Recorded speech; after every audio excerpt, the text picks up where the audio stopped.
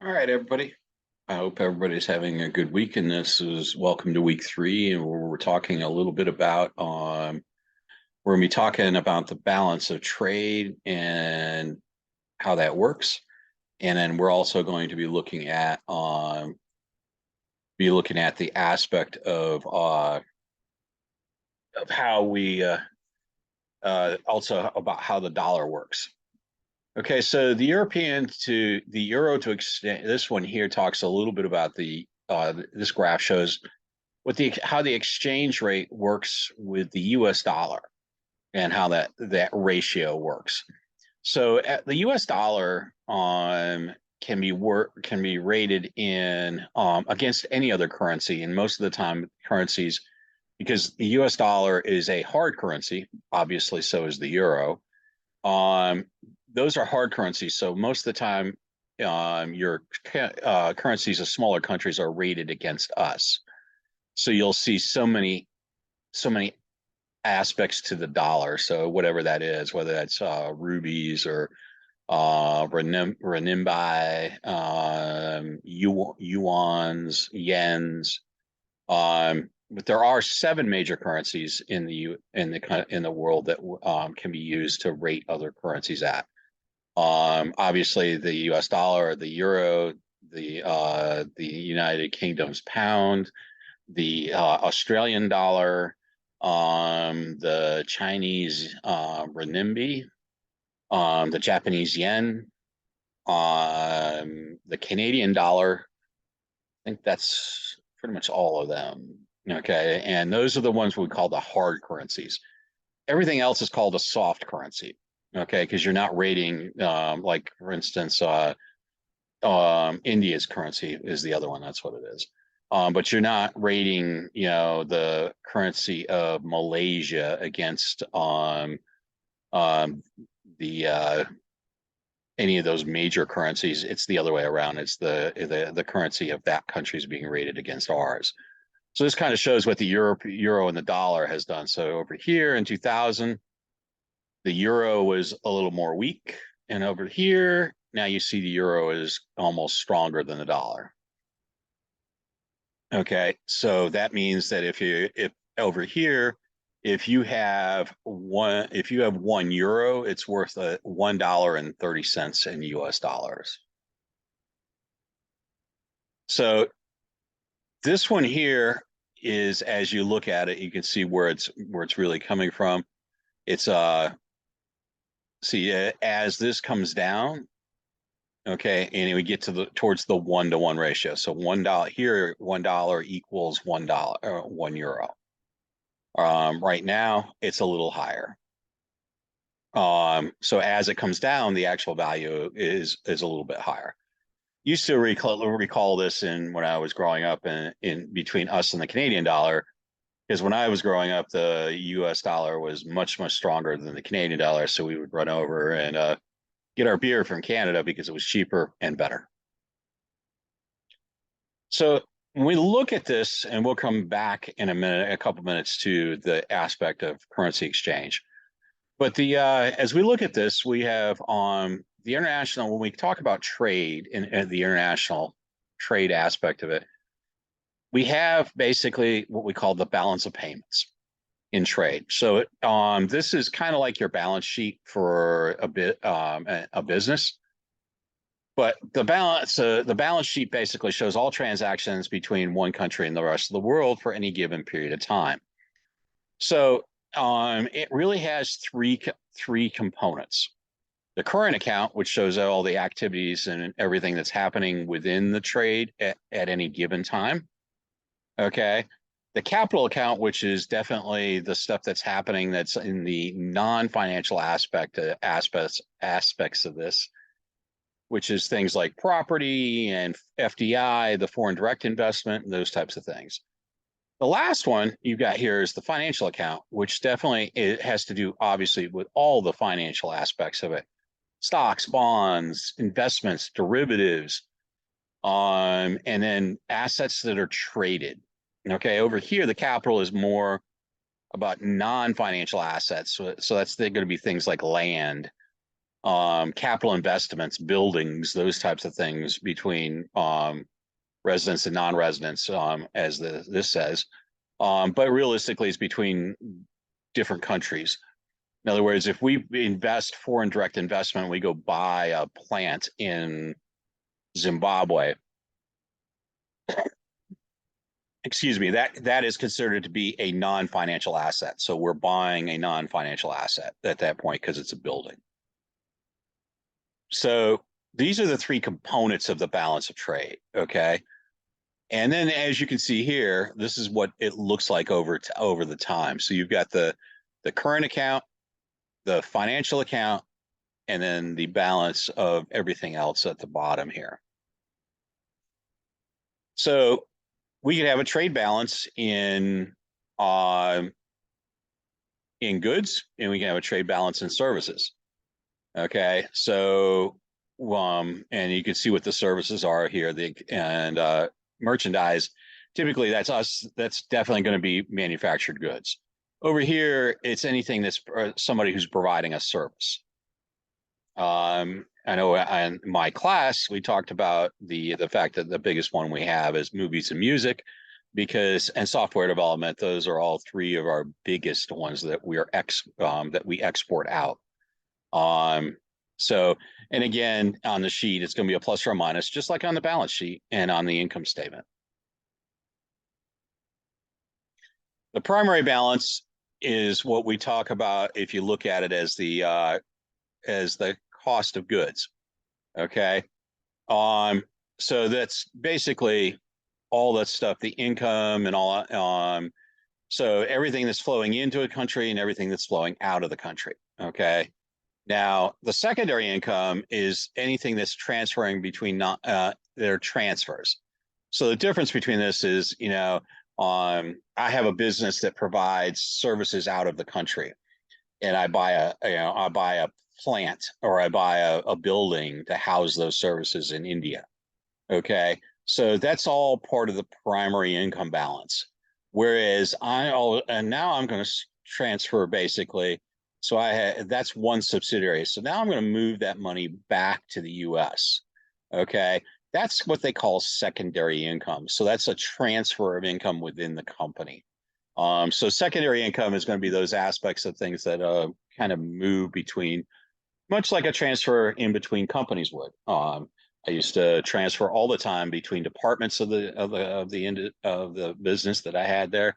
Always such a pain to track all those movements of goods and other things that come in between two different divisions of the company.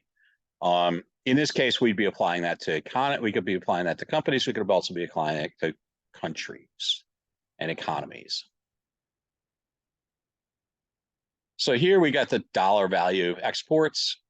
As you can see, Canada, we're about even. Okay. But exports in Mexico, we export a little bit to Mexico, but boy, do we import from Mexico. Look at China here. We really, and Japan, okay, Germany, all these countries, we're about even with the United Kingdom in and out. The Netherlands, we export a whole lot more to them than we import. South Korea, we're importing a lot more again. Brazil, we export more than we import. So we got a couple where we are about even. Then we have some, and we have a lot more where we're importing. As a country, we import more than we export. So we have a negative trade balance, because that's what that means. When we import more than we export, that means that we have a negative trade balance with them. If we export more than we import, that's a positive trade balance. Okay. So we'll look at, here when we take a look at, at the capital account, this gives us a little bit more insight into those. The same with here. The financial account includes things like risk, FDI, as we talked a little bit about, portfolio transactions. Okay, we'll kind of keep going through those aspects. We'll look at the foreign exchange market. Okay, the foreign exchange market and currency markets can work exactly like basically stocks and bonds. There's a market for exchanges. This is where companies who work in a multinational setting actually make money. Okay, so and when they move money and to what currencies they move money, you can actually make more money by doing that. Okay, and sometimes it's by trading on the foreign exchange that you can actually as you pass through to the U.S. From a foreign country, you can actually make money by looking at the currency markets and seeing how you can buy. You're going to buy your currency to pay that bill off in another country, and you might be able to do that and actually make some money in doing so. So it's kind of like, it works very much like stocks and bonds do. The other way you can do it is you take advantage of the exchange rate by how much the one US dollar is against another currency. And if where the US dollar is really strong in those areas, then you get more money in a foreign country for the US dollar. Years ago when I first went, in addition to Canada, when I went to the Czech Republic, and when I've been to South America, the US dollar goes a long way, because usually the exchange rate between US dollars and most South American currencies or Central or South American currencies, and some countries like the Czech Republic, you're paying a fraction of it because the US dollar goes so far. I had a lot of people who worked for me who were Filipino.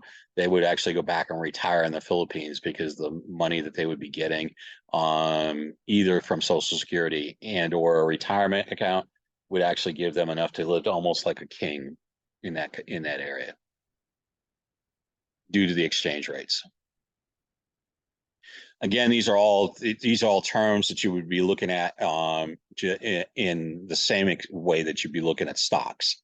Okay, you can hedge on, you can buy stocks at a premium, you can buy discounted stocks. Again, these are all aspects that would pertain to money as well.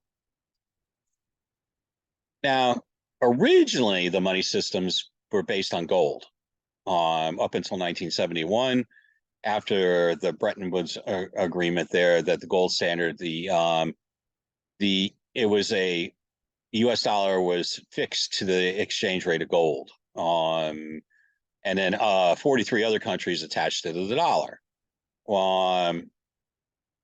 But Bretton Woods, that's what they established as a rate for currencies. And then the International Monetary Fund out of Bretton Woods also, after World War II, came up with the aspect of the International Monetary Fund, which helps the stability of financial systems and monetary systems worldwide. It also invests that money into stabilizing those economies. Okay, these are a couple of other agreements that we've taken a look at. The Smithsonian Agreement in 71. That was the agreement where they decided to devalue the dollar, to value the dollar against other currencies. And then the 5 years later, they basically allowed them to float their currencies into world markets, and adopting different exchange rate systems. So, in other words, countries can trade for US dollars, they can trade for British pounds, they can trade for Australian dollars. It just depends on what's going to be a good deal for them. And market forces basically drive currencies up and down now. So again, it works like the stock and bond markets. Okay. We're not worried about these two as much. Dollarization is when they're pegging currencies to the dollar. Hard currencies, those are the ones we talked about, which are really the 7 of them. There's the dollar, the euro, the yen, the pound, and then you also have the Canadian dollar, the Australian dollar, and the Chinese yuan, or the renminbi.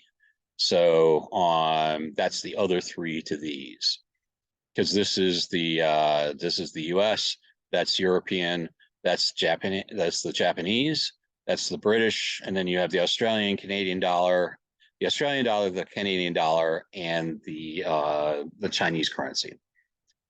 And then you have the soft currencies, which is everybody else. And then the values are pegged against one of those 7 currencies. Okay, we talked about purchasing power parity a little bit earlier. In other words, that's how you match the party, what goods cost in a different country to what we would buy them here.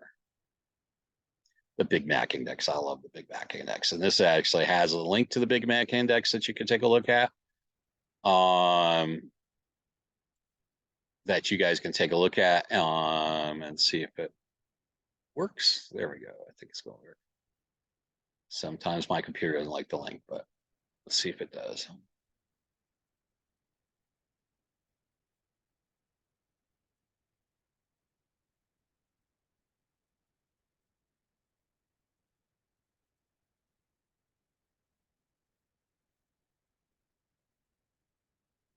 Let's try that again. Let's try that again. Let's see if we can get that to work there. It did work earlier.